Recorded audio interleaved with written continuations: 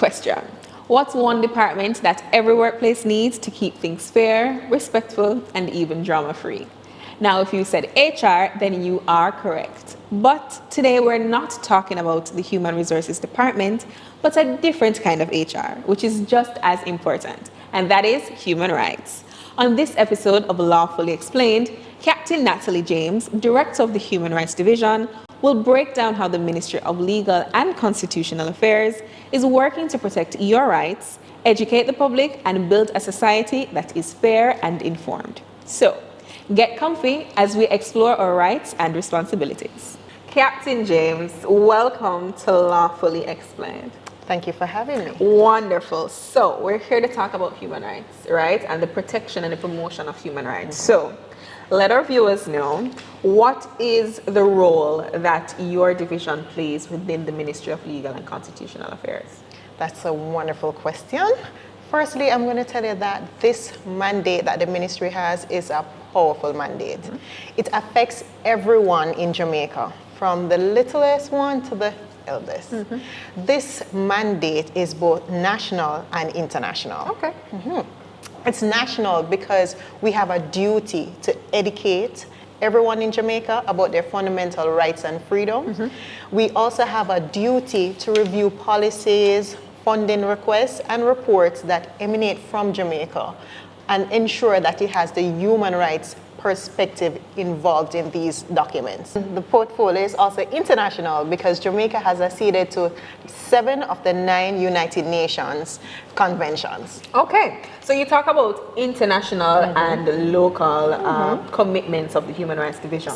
Now, I know that it's the Human Rights Division responsibility to review and report on these obligations, right, for the ministry and for the government of Jamaica. Very big responsibility. A very big responsibility. So tell us about how it is that you guys do these revisions. Okay, great. So what you find is that each year we have a convention based on the cycle. We have a convention that is due.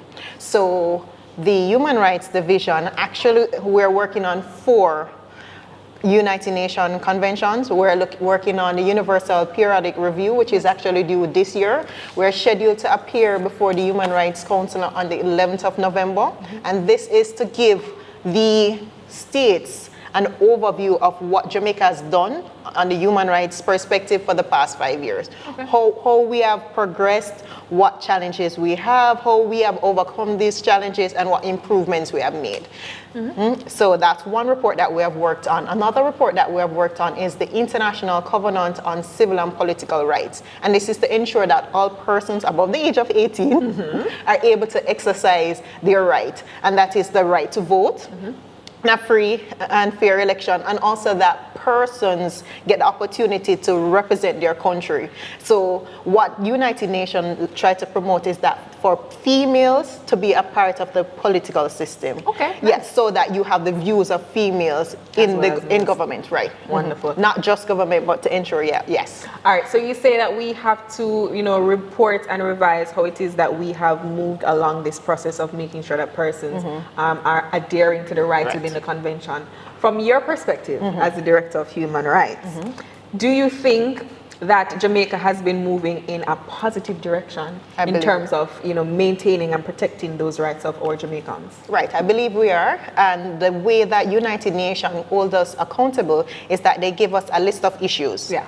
And also concluding observations. So the list of issues would ask, what are you doing in this particular area? And then we have to provide a response to that. For instance, we look on education. Is the literacy rate improving? Are persons being educated about the human rights? Are persons able to enjoy certain rights? And how the economy has improved, what the government has done. And a particular right I would look on is the rights of persons living with disability, not persons who have a disability, because what you find is that Jamaicans are at times persons might view person based on their disability, and they are not their disability. They are living with a disability. Yes. So Jamaica has established the Jamaica Council for Persons Living with Disability, and they have the core function of educating persons, letting them know that, hey, this is how you're supposed to treat them. These persons, they have the same right like you and I. Yes. They're just living with a disability, but they're humans just like us, and they have the same rights And if you discriminate against this right, they have a tribunal that ensures that they oversee, they investigate, and if they have to bring any charges, they will. Then we also have the International Covenant on Economic, Social, and Cultural Rights. And this covenant is to ensure that we enjoy our cultural rights, because one thing about Jamaica, we love our enjoy culture. Our culture rights. Yes, right. Love that. And then we have the Common Core document that we're working on, and this document provides an overview of the human rights situation in Jamaica, whereas the other covenant might be specific to a particular area. Now we have the Charter of Fundamental Rights and Freedoms within our Constitution, right? I want you to explain to us what is the significance of this charter and how it is that the ministry tries to promote this charter within your work. Okay, great. So this charter, the fundamental rights and freedom, is to ensure that everyone knows about their rights and responsibility.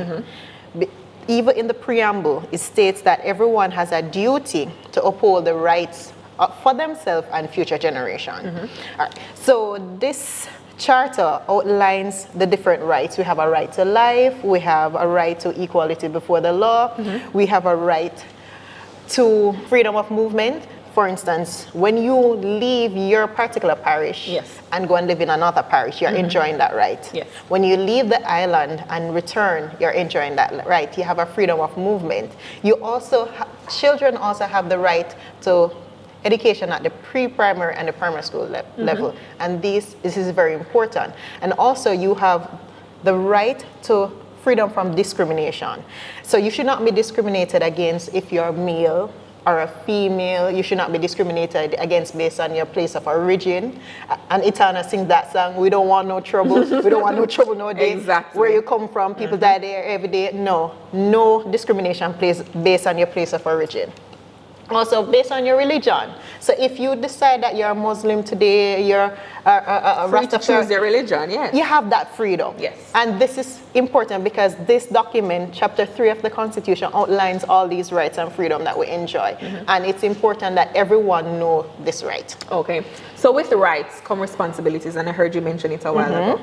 And I think some persons may not even understand that it is their responsibility not to infringe upon the rights of other people. Right. So tell us about how it is that the Human Rights Division emphasizes not just the human rights of all citizens, but the responsibilities of citizens as well. So what we do is we go around and we educate. We educate the general population. We go to schools, we go to in the communities, through the legal aid fair. We go into high schools. We're planning on going into primary schools soon so that we can educate these persons. We go to various ministries, departments, and agencies, educating everybody about the charter and also some of the conventions that Jamaica has acceded to. Okay, so do you think that through your sensitization sessions, people, one, know their rights? And then two, do you think they even know or understand their responsibilities? Because, some people may say, but, that is your right. I don't have to take responsibility for your right, because that is something for you. I would say before we do the sensitization session, we try to find out, do you know your rights or what are your rights? And then after we do the sensitization, we find out is there appreciation of what they were educated about. And let me go as far as to say this. Everyone in Jamaica, as long as you're a human being, you have a right. And this right is equal. So no one has a higher right than the other. No one has a higher right. All rights are on the same page. All rights are on the same page. No, your right is not absolute. Your right is as far, you enjoy this right as far as you don't infringe on another person's right. Okay. So I have a right to life. Everyone have a right to life. But if you commit a crime and you're found guilty before the court, then this right can be abridged because you are found guilty and you can be sentenced to prison. And then from there, they can even utilize the death penalty, though we don't. We haven't utilized it in Jamaica. And also your liberty can be taken from you because you have committed a crime. And you violated someone's right. Right? So you can enjoy your rights as far as you don't infringe on another person's right. Now, the responsibility part, no. This is, like I said, it's in the preamble of the charter. And this is to ensure that you don't infringe on another person's right. And also you preserve for yourself and future generation. So what you do is you go around and you enjoy your right and you don't violate somebody's right. So it's your responsibility, and that's a responsibility that everyone should exercise. Okay. And let us use an example. So government provides public primary schools and also pre-primary school, basic schools. Now the parents have a responsibility to send their children to school. Yes. And when you send your children to school, that's how they will enjoy this right. This right. So the government provides the facility, the parents ensure that they do that. Then you have the responsibility of respecting another person's right and not discriminating against person. So I have a responsibility not to discriminate against you, whether in my natural environment at home or if I'm even at work. I can't discriminate against you. I know I might be human rights and not HR, but I can't discriminate against you even if it's employment. Yes. I can't discriminate against you if you're exercising your religion. Mark, you have to ensure that when you're exercising your religion, you're not infringing on my right. Yes. So your right is as far as it doesn't infringe on my right, and my right is as far as I don't infringe on your right. So we all have a responsibility to respect that other individuals, and also we also have a responsibility to ensure that we educate persons. So we educate everybody, whether it is in schools, your place of employment, or just the general public, and then they need to also educate other persons so that the entire Jamaica can one day know their rights and responsibilities. Now, if someone feels as if, their rights have been infringed upon or they have been violated, what is the process to getting this sorted out? Okay. This person, if they believe that their right has been infringed upon, they have a recourse in the court. However, if they want to explore other avenues, there are commissions of parliament that are created to intervene in these types of situations. Firstly, you have the Office of the Public Defender. So the Office of the Public Defender investigates breaches committed by agents of the state. So if a government agency, department, or even employee has infringed on someone's right, they can go there, they'll make a complaint, and it will be investigated. Yes. And they will provide a review. If it's a situation where they need to summon that person to the office to do an interview, they'll try to do whatever they can to ensure that this right is made good. If it's something that that person needs to take legal action, that's where you go back to the charter and that person goes to the court to make an application. There's also the INDICOM that investigates violations done by members of the security forces. And I'm pretty sure our viewers know a lot about INDICOM. We've seen them in the news and seen that, they have done their own investigations on, these issues that have occurred. Are there any other commissions or any other bodies that are involved in these issues being sorted out?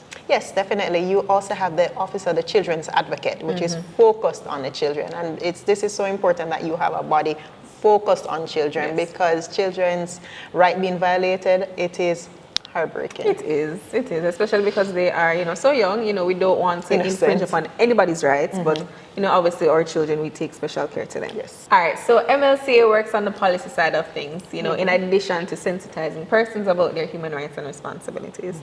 Now, how does it advocate for stronger protections for human rights?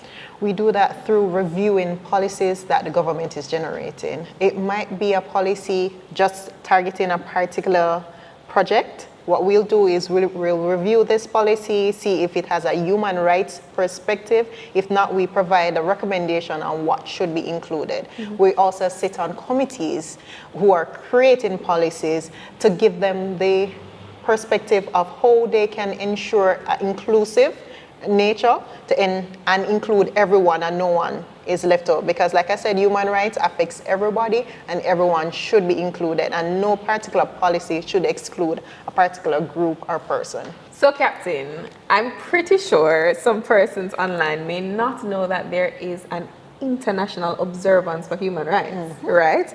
So I know that it's the International Human Rights Day.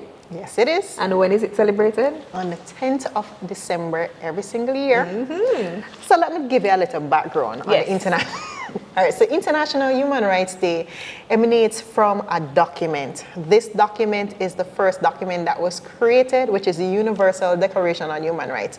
This, for the first time, outlined the minimum standard that every state should ensure that persons enjoy. Because if this wasn't done, then one particular state might say, okay, fine, this is the rights that I'm going to give my citizens. And another country And might another say, one. But this document provided the minimum. And then this document created the conventions that I spoke about earlier. Everything emanated from this document. It gave you the list of rights that persons should enjoy. And the one thing that they have throughout all documents is the right to life. Talk about the right from discrimination, because it's so important that persons don't discriminate against others. You shouldn't be discriminated based on the color of your skin, based on your race. We're all human beings. We're all human rights beings. And no discrimination. No discrimination, a minimum standard that everyone enjoys. This document, which was done on the 10th of December, gives everyone the opportunity to celebrate this day and to remember why we're here fighting the good fight for all human beings. We're fighting the good fight. Yes, ma'am. We're here celebrating 77 years since this document was created. And even 2 years ago, we celebrated the 75th year, and it all gave all the member states the opportunity to say what have been done for the past 75 years and what do we want to see in the next 25 years when we're going to get to the point where we celebrate the big 100. Yes. For this international observance, I know that there are certain things that the ministry would have done to, recognize these observance. So what are the activities that the Human Rights Division of this ministry would have participated in? Now, the first activity I like to talk about that the ministry did was the International Human Rights Day Forum. Okay, tell us a bit more about this forum created an avenue for persons to learn about human rights and also learn about this document. So this forum had persons from Attorney General Chambers talking about the Charter of Fundamental Rights and Freedom, talking about the horizontalness of the charter, which is to say that once before it could be citizens taking actions against government, but the horizontal charter provides where citizens can take actions against other citizens if their rights are infringed.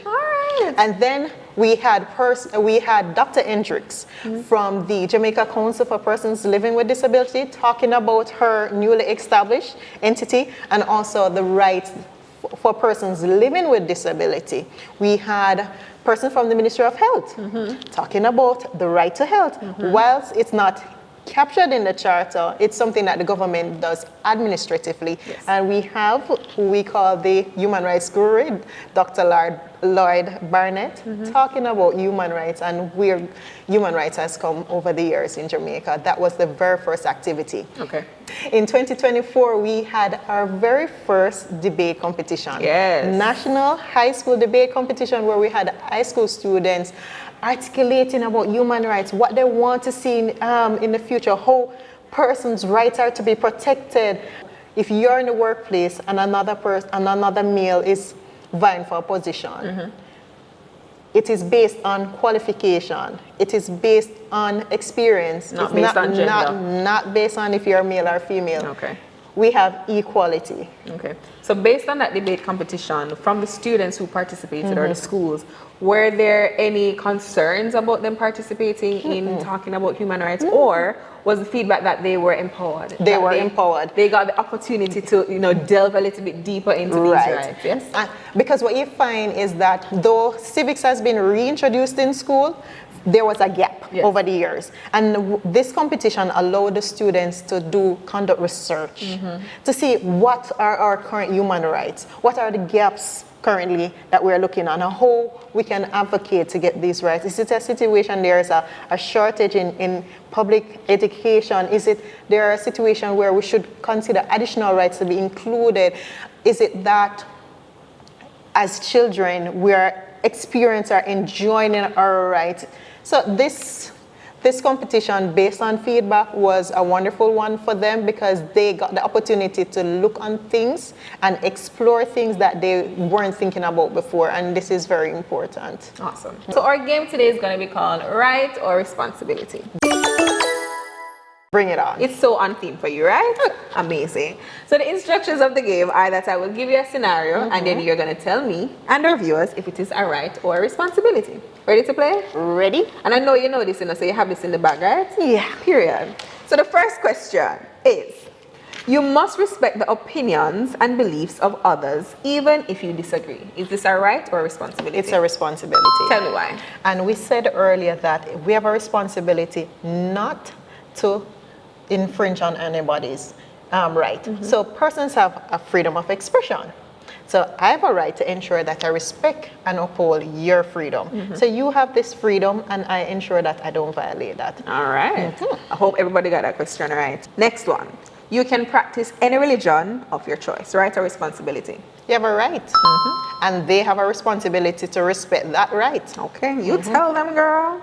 Next one. You must respect the privacy of others. Responsibility or right? Responsibility. Yeah. I'm entitled to my privacy. You have a right and nobody's to not privacy. supposed to infringe on my privacy, right? And that's why we have the Data Protection Act that speaks about sensitive data and personal data and place a responsibility on the data processors to ensure that no one infringe on the right, the privacy for persons. Right. So you have your right and they have their responsibility. Yeah, love that. Wonderful. Awesome. Captain James, we've had a wonderful discussion talking about our human rights and responsibilities. But as we wrap up the episode, is there any last bit of information you want to share with our viewers? Yes. What I would love for everyone to do is read the Charter of Fundamental Rights and Freedom. And if you're not sure about something, please contact us at humanrightsdivision@mlca.gov.jm and we can provide any clarification you may need. Also, if you're not sure about something, whether it's your human rights being infringed, please contact us. We'll provide any clarification that we can. Wonderful. Thank you so much for joining us, Captain. You're welcome. And just like that, we've reached the end of season 1 of Lawfully Explained. Now remember, knowing your rights is powerful, but it's only half the story. Because if we don't understand our responsibilities, we might end up violating someone else's rights without even realizing it. We hope this season helped you learn a little bit more about what the ministry does and how it works with other stakeholders to execute its duties. Now, don't forget, follow us on all social media platforms at MLCA GOVJM. We thank you so much for watching, sharing, and growing with us. I'm your host, Natalie McFarlane, and until next season, stay informed, stay engaged, so that it can be lawfully explained.